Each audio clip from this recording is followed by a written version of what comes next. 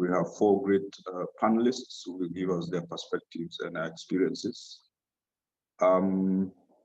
This session really is to look at what community engagement means in terms of how important it is, because central to scaling up of DSD is a meaningful community engagement.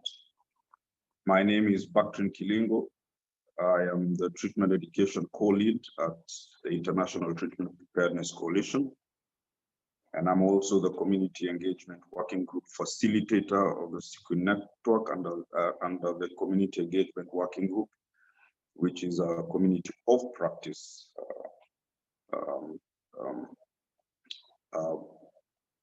working group set. So, other than that, I'm a medical doctor who is mostly an activist around access to HIV treatment. As I was saying earlier when the recording started, that let's start with logistics. For interpretation, please go to the globe at the toolbar and select your preferred language.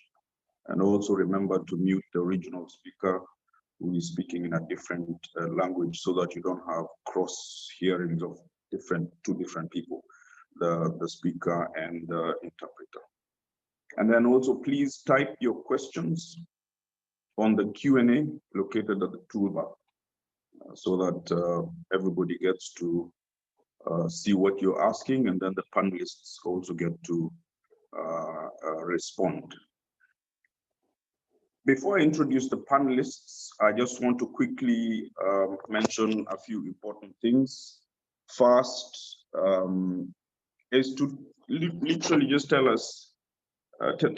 you what we mean by community engagement.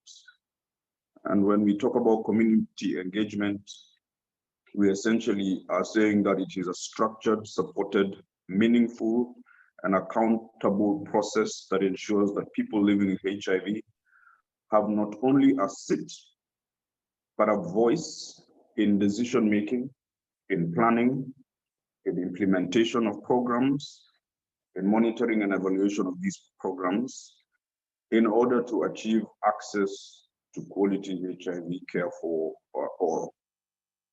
And really, our processes as a community of civil society and communities of people living with HIV is to really see countries grow in depth and breadth in a meaningful way, and not just tokenistic ways of saying we're engaging communities. And as I said in my opening remarks at the beginning of this workshop, we have a framework and a tool that we will be sharing next year, the first quarter. We will be having a tool that really will be measuring and tracking growth. We prefer to use the word growth rather than maturity, but we live in a democratic world, so that's how we choose to track our ways of doing things. So this session is for us to hear from recipients of care, their experiences and involvement, as I mentioned earlier, in accessing HIV services during these COVID times, in order to emphasize this significant point that community engagement is integral to success rollout and scale up of DSD. So to tell us about how important communities are four panelists. We will have Lawrence Koyongwa from the National Network of People Living with HIV in Malawi, MANET, and he'll be focusing around HIV testing. Then we have Stella from Uganda, Stella Kentutsi from NAFUFAMU, the National Network of People Living with HIV in Uganda.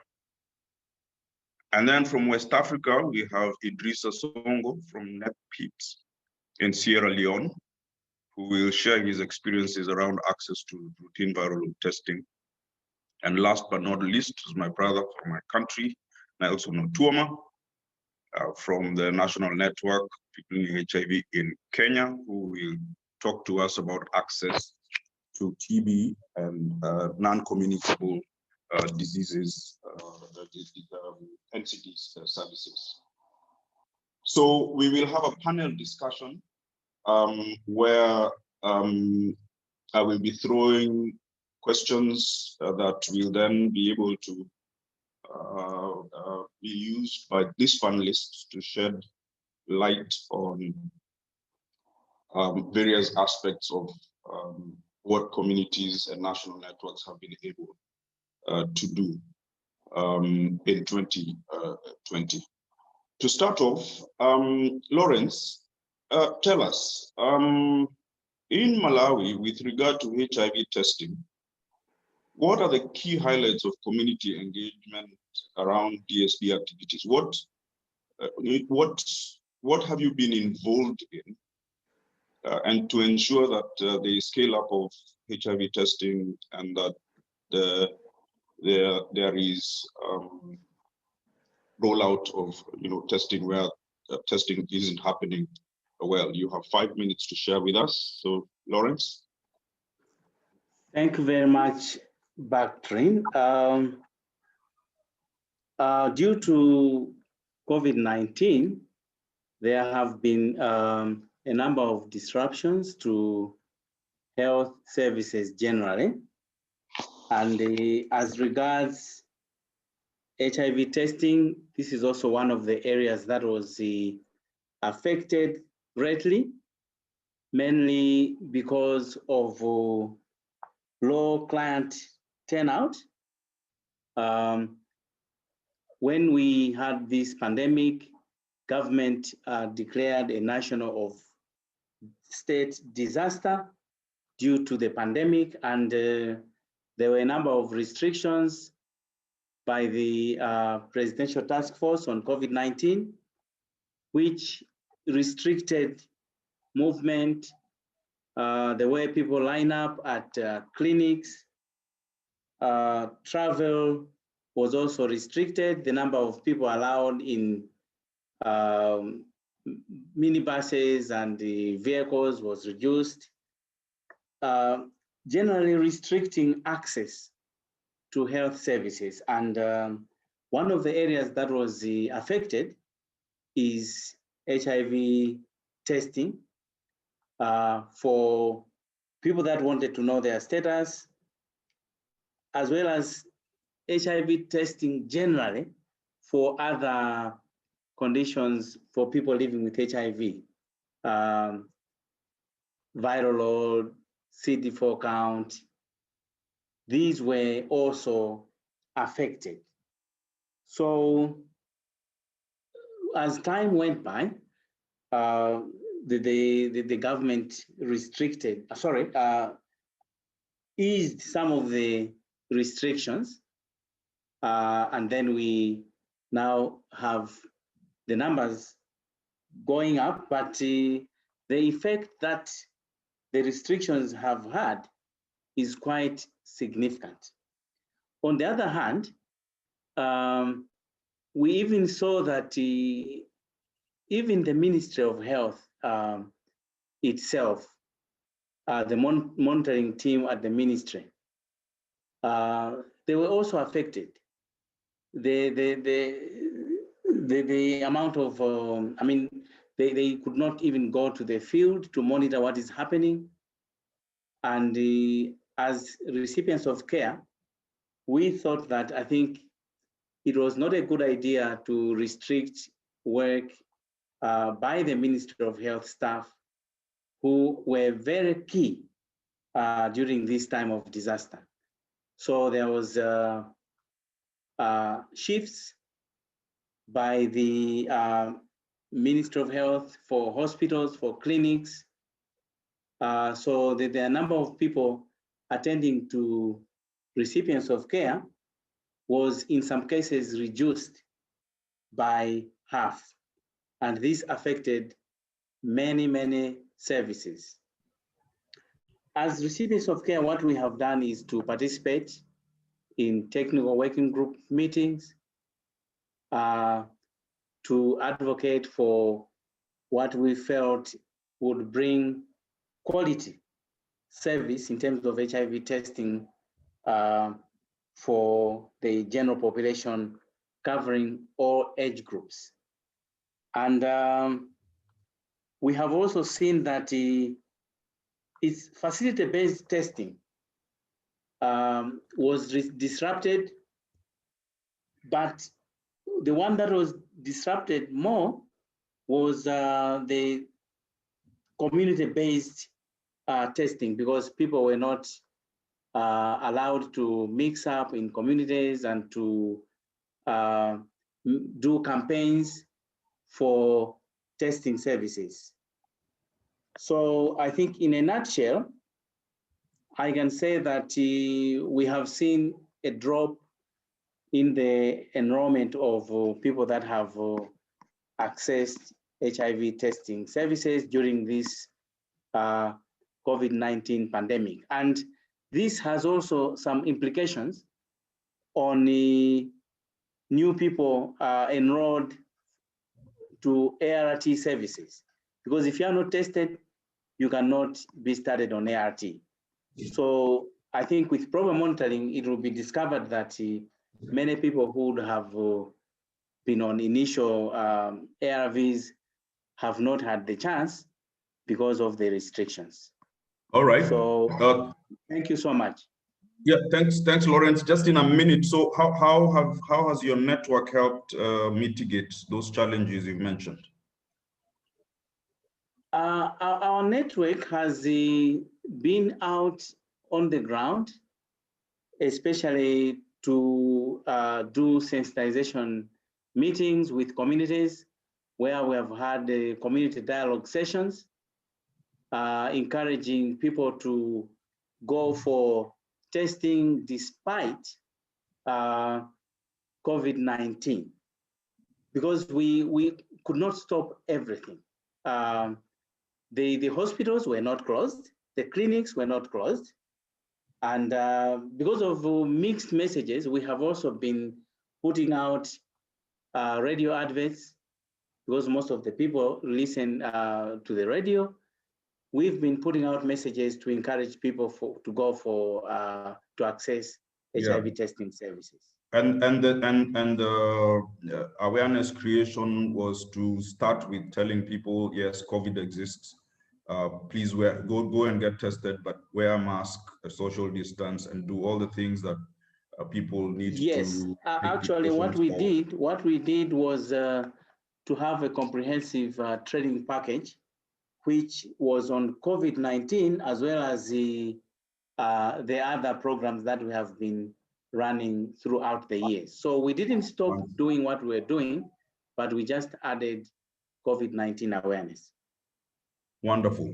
So Stella, your organization in Uganda has involved in making sure that there is continued sustained access to ART.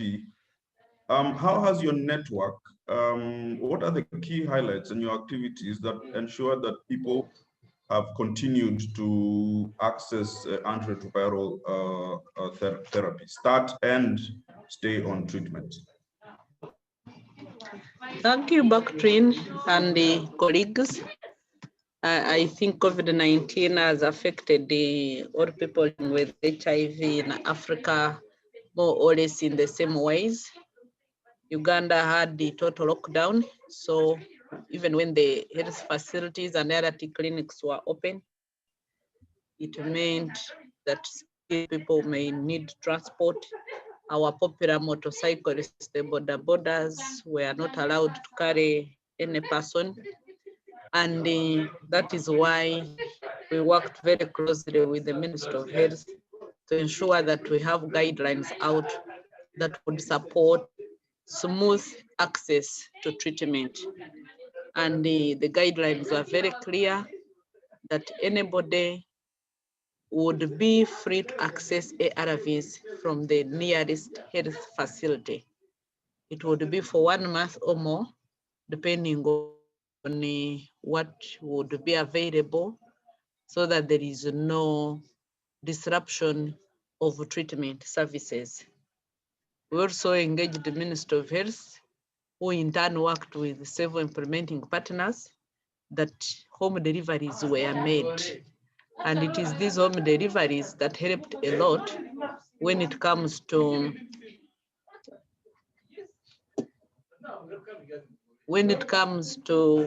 accessing the required treatment. We are still engaging, especially as we work on more guidelines. Right now, the 2020 guidelines are coming in to support the children and adolescents and young people who are originally getting their services from health facilities only. Now they are being part of the community models. It was originally a problem, but because of COVID, it came in as a blessing in disguise. And it is this that we appreciate the ministry to have done to support people living with HIV access treatment with ease. But beyond that, the Ministry of Health formed a WhatsApp group that had some of the selected representatives of the network leaders, the various implementing partners, and even the key stakeholders. And these provided real-time data, provided quick support, including where we had to have these deliveries. The total lockdown was quite cumbersome, and it is that we needed to see that there was an interrupted access. Stella, there is a lot of background noise. A lot of background noise. Yeah, I'm trying to relocate to a different place, but basically that is what happened. And I will be able to add on as I relocate to a different place where the noise may be. Awesome. Thank you. Thank you. Uganda always impresses me with the way their Ministry of Health engages communities, consults with communities. There's still a lot of work to be done, but Uganda is one of those countries that has paid attention to making sure that communities contribute to what I said earlier on, the planning, the decision making, the program implementation, etc., etc. You know, having said that, Idrissa, routine viral load testing in Sierra Leone is has been a challenge. Not as many people who need viral load testing are getting it. How has your network helped make sure that there is scale up of viral load testing, and what activities have you been engaged to ensure that using the DSD concept, viral load testing isn't just centralized, but that you're embracing various methods of ensuring that as many as need viral load testing get it? What has been your influence as a network? Okay, thank you very much. In fact, we started viral load as a country very late, and it was as a result of sustained advocacy that we were able to start our viral load. Please get close to the mic and speak a little louder. Thank you. Yeah, okay. But then when the COVID-19 came, there was disruption.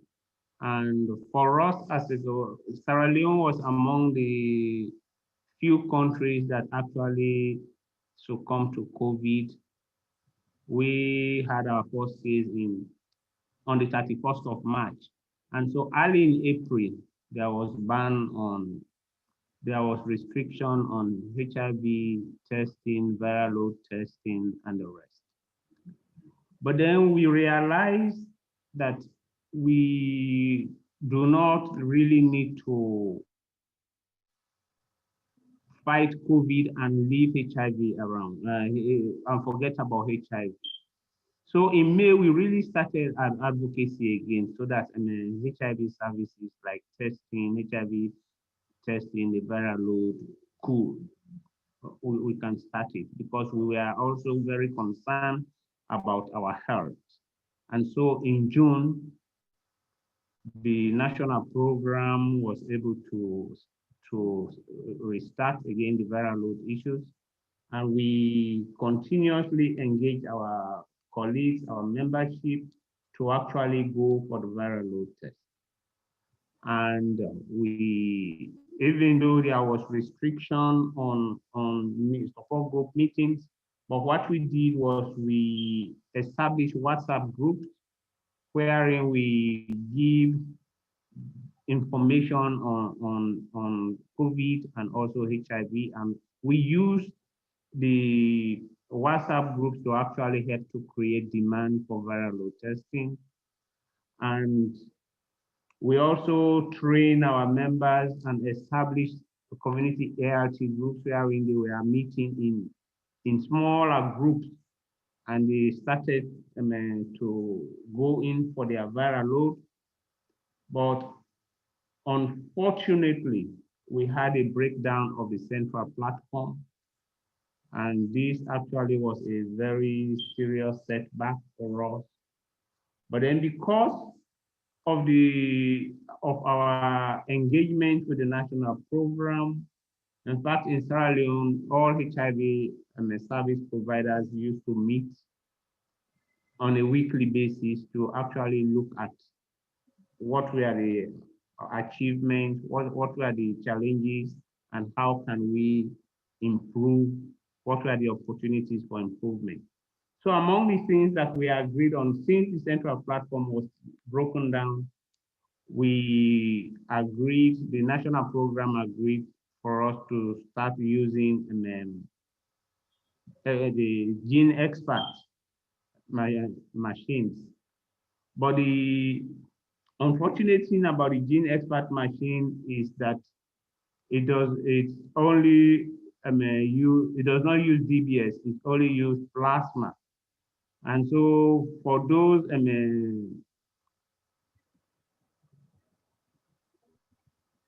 who had already done their viral load, they are still not able to get their results. But now we are using the gene experts across the country. But then the difficulty about the gene expert is that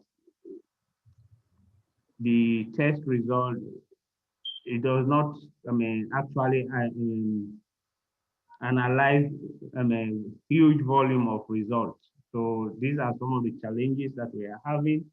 But then we've continuously engaged with the national program to see how quickly the central platform could be put in place, could be repaired, so that our colleagues start getting their viral load. But then the only quick fix that we have at the moment is to resort to the use of the gene expert machine. Wonderful. So, Idrissa, you emphasize the importance of awareness, but also education with the aim of creating demand for routine viral load testing, even despite there being COVID and despite the effects of COVID moving things away from doing viral load testing to doing COVID testing. And so I think that's an important point you raised there. Switching to Nelson. Nelson, in Kenya, you know, there's COVID, but there was HIV, there was TB, and there was non-communicable diseases. What has your network done this year to ensure that all those diseases that I have mentioned don't get compromised? What have been your highlights, and how involved has your network been involved in ensuring that TB services continue and NCDs don't fall behind. Thank you, Backtrain, and thanks for having me here. Maybe before I go to your question, allow me just to say that differentiated service delivery as a strategy in whatever model is something that is really very welcome. And I'm sure this came up before even people knew about COVID, but it is a strategy that has enabled countries to cope with the COVID. There may be challenges, but I think the future belongs to individualized HIV care as was envisaged in the with the DSD. So this is something that we can only make better, but we cannot go back on. And COVID has given the reason more for why we need DSD, particularly models that keep you away from health facilities and also away from healthcare workers and away from laboratories. It supports the health system.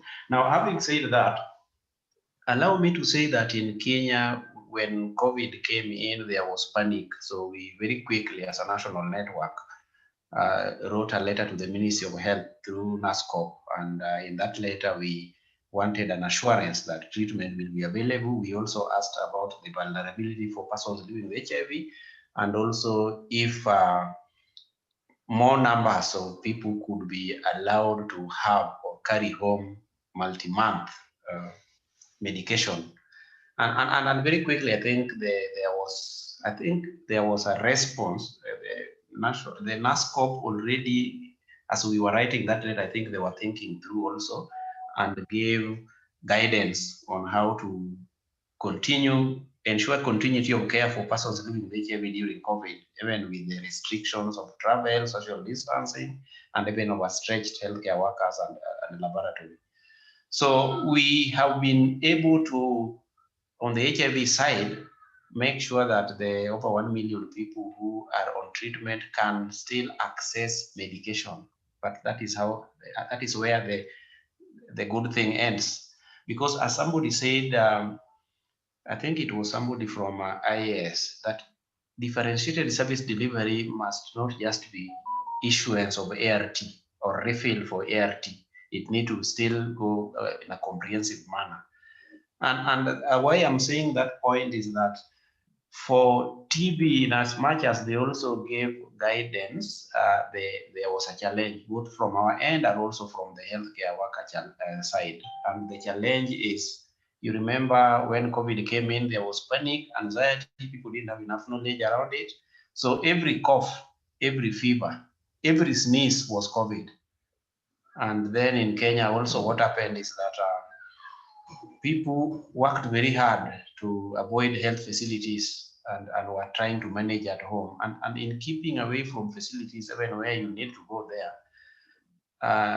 I think we probably lost something. And I still see COVID, one of the COVID measures is against what we have been taught from childhood, that if you're sick, stay home. You know, all along we have been told if you feel this way, please run to the hospital, run to a doctor. But now COVID has come in.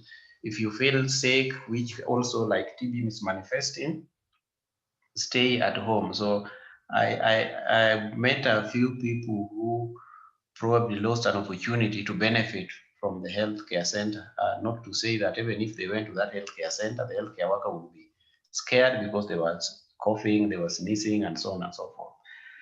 So my point really is that we have taken time, and this is not just we in Kenya. I think the whole DSD model, we are trying to adjust to TB as an HIV co-infection and other non-communicable diseases. So what we can do at our end, just now to go to your question, we can sensitize our people and tell them that if you are on ART treatment and you are virtually suppressed, your vulnerability to COVID infection and even how you cope with it when infected is the same as the other population. It never makes things easy, but it encourages people that if you are sick, then you have to demand care. But we have lost an opportunity of how to go and cope with non-ART managing conditions, including TB, including non-communicable diseases. Now, these non-communicable diseases also include mental health, And of course, mental health is intensified with the COVID because of the continued fear and anxiety. The other point I want to say about NCDs, I think every day I wish somebody wakes up, a professional, and says that even with NCD, you can still get COVID and then get a way of surviving. The Kenyan message is that the moment you have NCD and you get COVID, that's the end of it. And that is causing a lot of fear and anxiety. And our Ministry of Health also went out and said that of all people who have died of COVID, that was in July, all it was because they had an underlying condition. So people who have HIV, who have hypertension, people who have HIV, who have some kidney problem or diabetic problem, Yeah. I think they are suffering. Maybe my time is over, but I just want to say that we continue to sensitize communities, and we wish that there's something that can help people with underlying conditions, the NCDs, so that it is not a lost case if you have NCD, because that is the fear that people have, and they are not even going now for care. Thank you. Absolutely. So yeah, thank you, Nelson. So to the four of you, what in 1 minute would you say as a network you are proud of in terms of successes of being engaged in DSD activities to ensure that people have access to testing, access to ART, access to routine viral load, access to other non-HIV related disease services. I'll start with you, Lawrence, very quickly in 1 minute. What are you proud of? What is that one success you think should be recognized? And then we'll go to Stella, and then to Idrissa and Nelson. 1 minute each. Thank you very much, Bakrin. I think one success is our contribution to the achievement of the 90-90-90 targets. And now we are moving towards the 95-95-95. That's one critical area because we have been involved in very, very big processes, the formulation of the National Strategic Plan for Malawi, as well as in the CCM. We are also in the CCM. Actually, the co-chair of the Oversight Committee is a person living with HIV. So we have a seat and a voice in the CCM. So our contribution at those high-level meetings has been very, very critical indeed.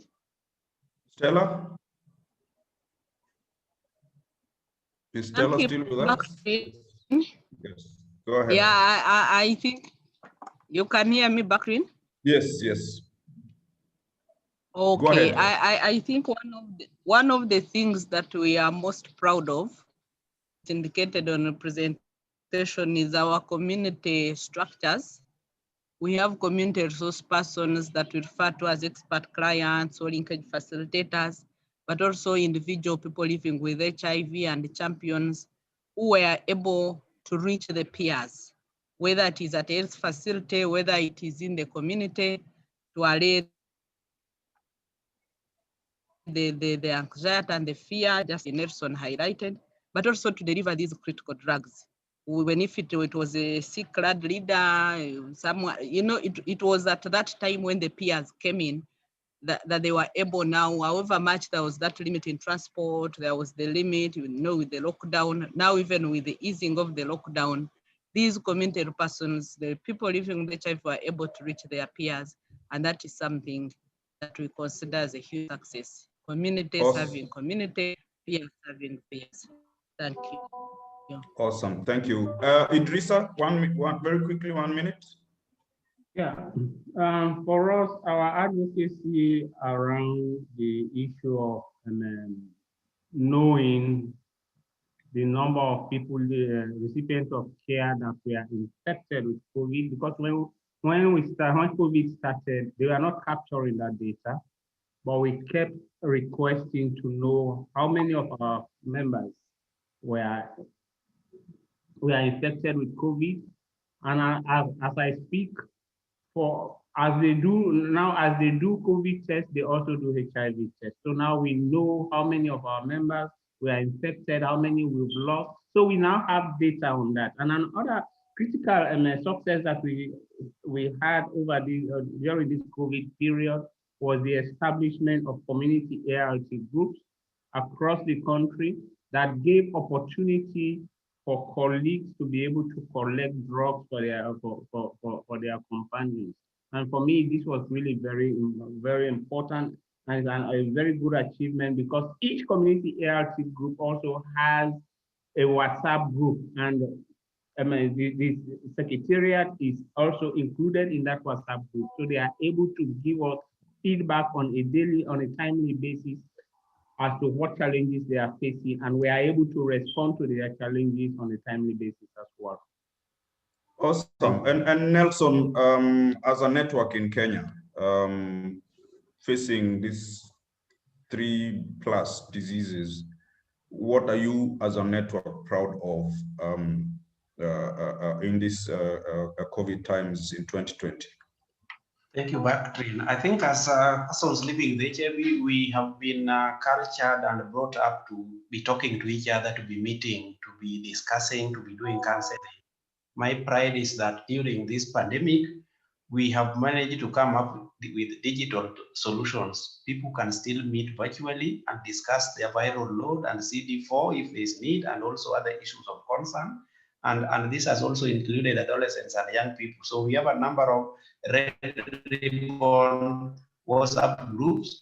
We also do communication, and I think it is only NEFAC in the world that has a weekly bulletin that has never failed for the last 10 years. And this communication means we keep close to each other during this time of physical distancing. Thank you. Wonderful. Again, to the four of you, very, very quickly, just one small little aspect.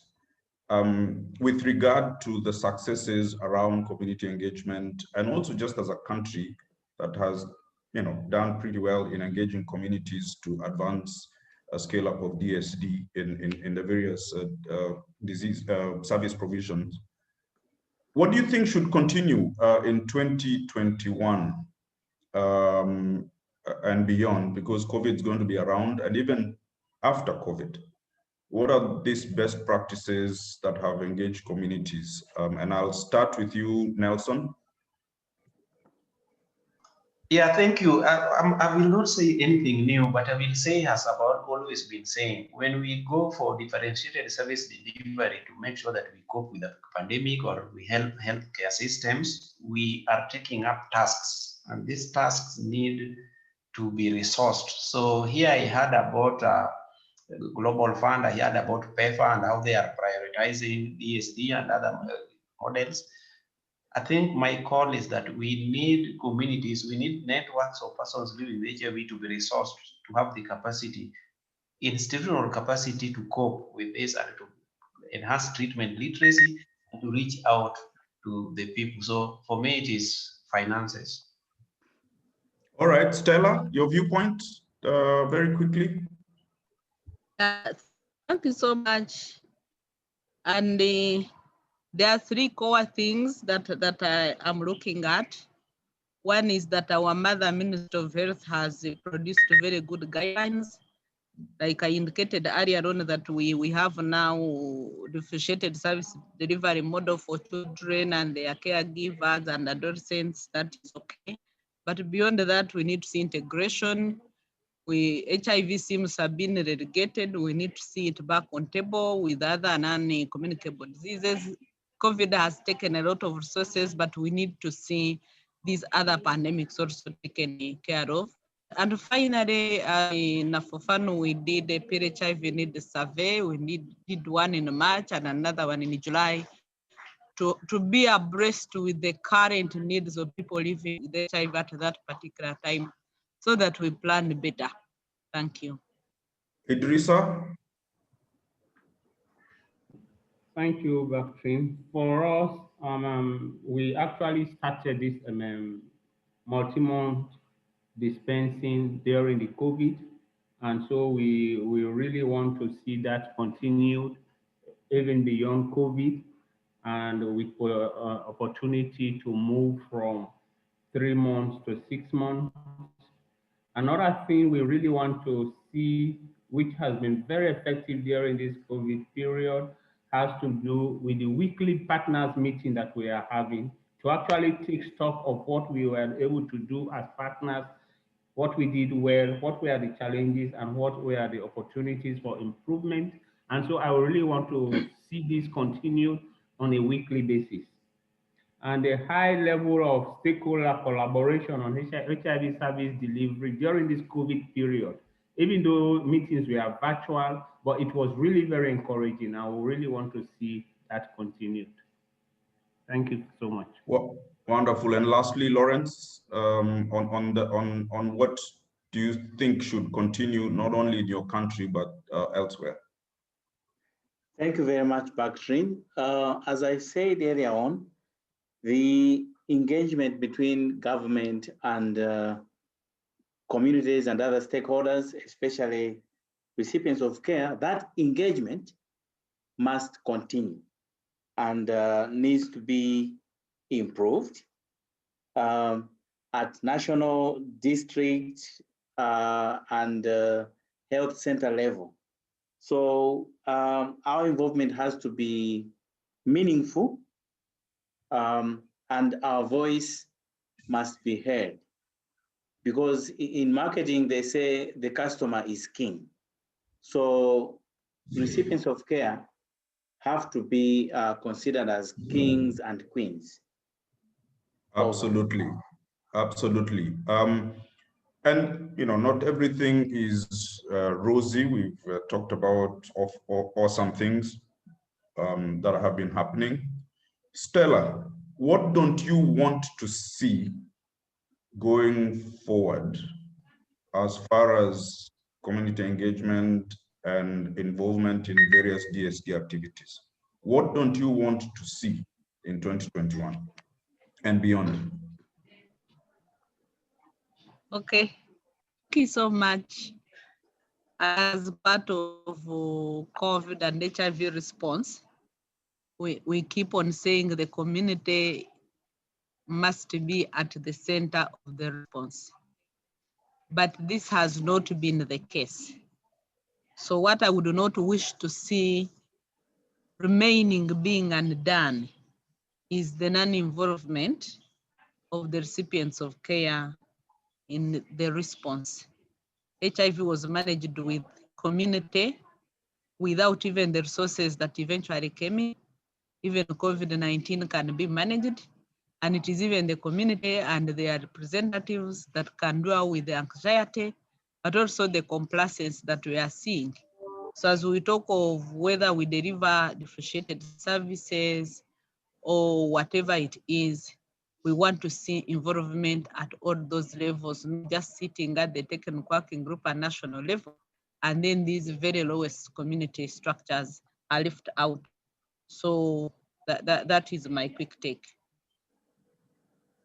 Yeah, and Nelson, just beyond not being involved as a concern, what else don't you want to see going forward with regard to DSD activities, particularly when many other diseases are also at play?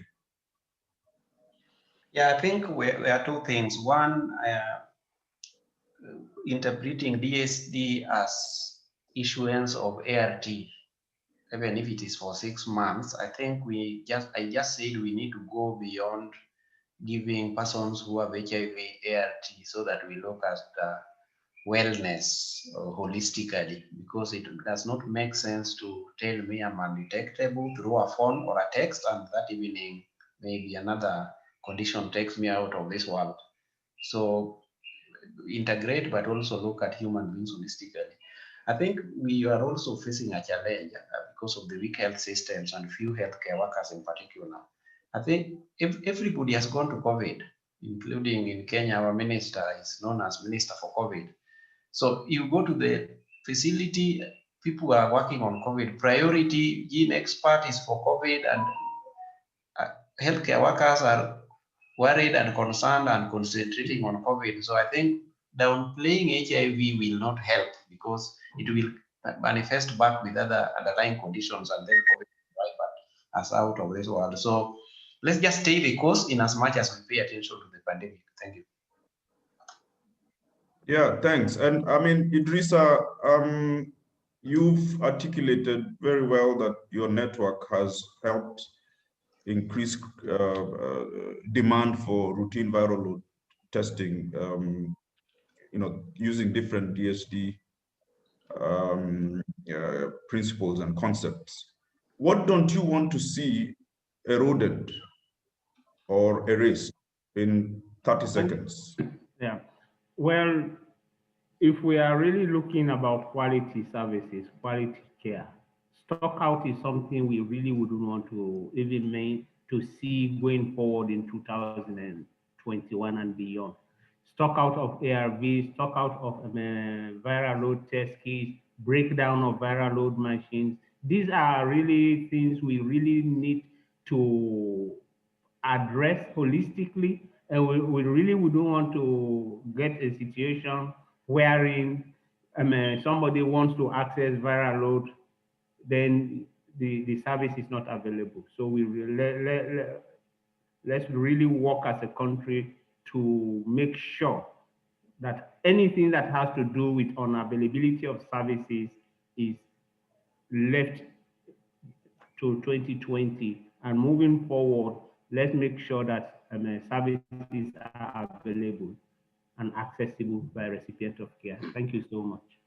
All right, thank you. So I don't want to be the only one asking questions. Anna here has multiple questions. You as panelists, I'm sure you can see this, and I think we have a method of answering this, but I'll kind of put a question here for Lawrence from Anna. She says that we see that in Malawi, 49% of people are on a 6-month multi MMD and 45% on 3 to 5 months. And what are your thoughts on this? And I hope, Lawrence, you've been able to read that question.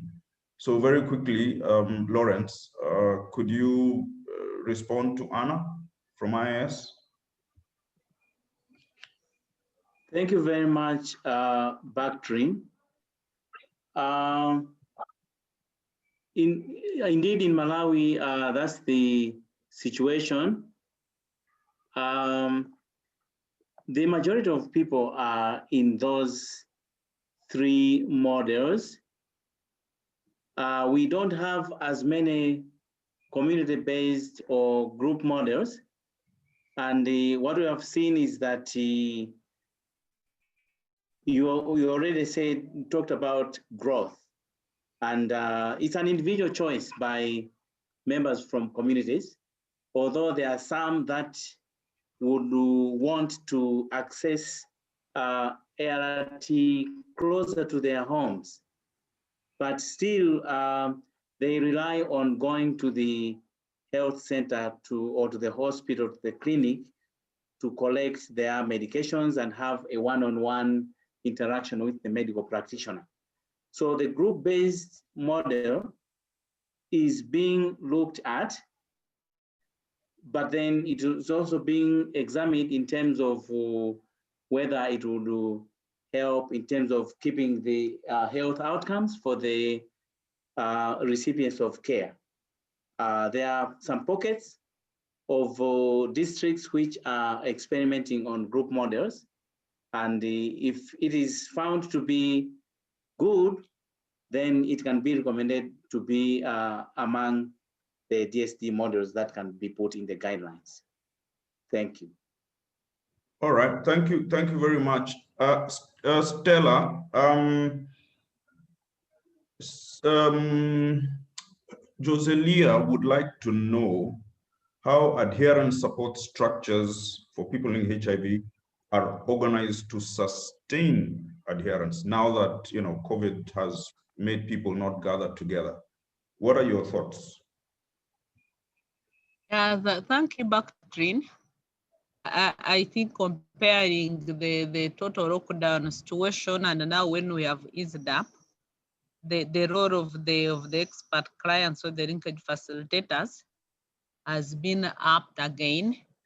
every ART facility in Uganda has community resource by the peers who are supporting the peers at the facility. And these ones have always come in handy to support with treatment adherence. And it is this community structure that follows again on the peers in the community. So they are the health facility and then follow up the peers in the community. So now that we have public and private up and run, they are able to follow up. And this is the best practice that we feel can even help a lot with the stigma reduction, because the peer is supporting a peer, and that has made it easier for them to adhere, and at the same time fight off the stigma continues to dodge so many people who even default on treatment. So that is the adherence supportive mechanism that we do, and which we feel that if it is well done and we have more community resource persons, then treatment adherence will be more super, whether at facility level or even community level, depending on which DSD model one is enrolled in. Thank you. All right, thank you. And Nelson, Lindiwe would like to know how do you ensure that people in HIV are engaged in all levels of DSD implementation? You've mentioned quite a bit about that in response to this question, but just a quick 30-second emphasis on that. I think for Kenya at the policy level, it is easy because we have a working group that we are part of. As we've shared before, the challenge has been implementation, not that recipients of care are not engaging, but it is not a structured engagement in which we even know who is engaging and what level of support we can also provide as a network. I think each agency trying to implement DSD want to engage communities and persons living with HIV, and they are relying on their own resourcing and maybe clinics to get people to engage. This is a discussion that we want the Ministry of Health to also help us come so that we see how to structure and build the capacity of those engaging. Thank you. Thanks. And a very last question from Musa to Idrissa. He wants to know who's doing HIV testing during this COVID-19 challenging times. Is it the network or is it the national program? In 15 seconds, Idrissa. No, it is the national program. And even as I mentioned, for those that are doing HIV testing at the COVID centers, the national program assign HIV counselors in those facilities. So it's the national program that is actually doing the HIV testing. Thank you. Thank you very much, panelists. I appreciate your inputs, and I'm sure attendees also appreciate. I will spend the next few minutes just wrapping up by asking a fundamental question that has been asked in this workshop. How should community-based models of ART delivery be improved? Because clearly there isn't much being done there. And our quick thoughts are as follows. A, more resources need to be injected. More resources need to be provided. And what would we mean by resources? Well, increase in personnel, and in this case, both lay and professional personnel, and B, everything around. So is going to be central in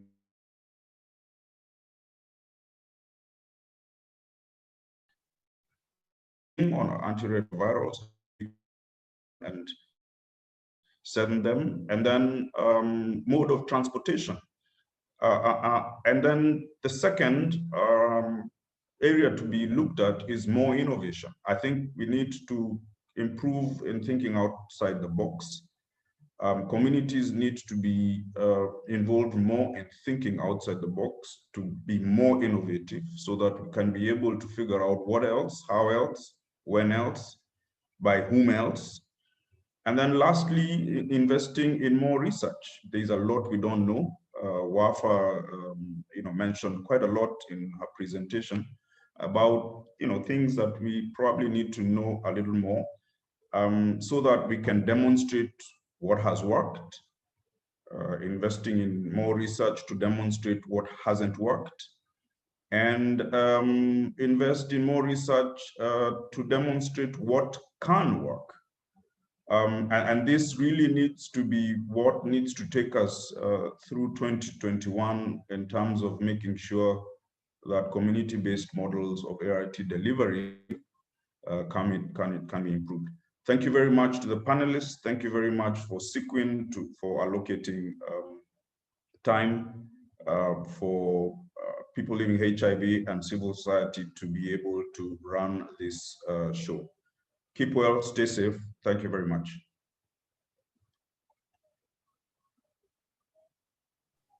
Thank you, Dr. for the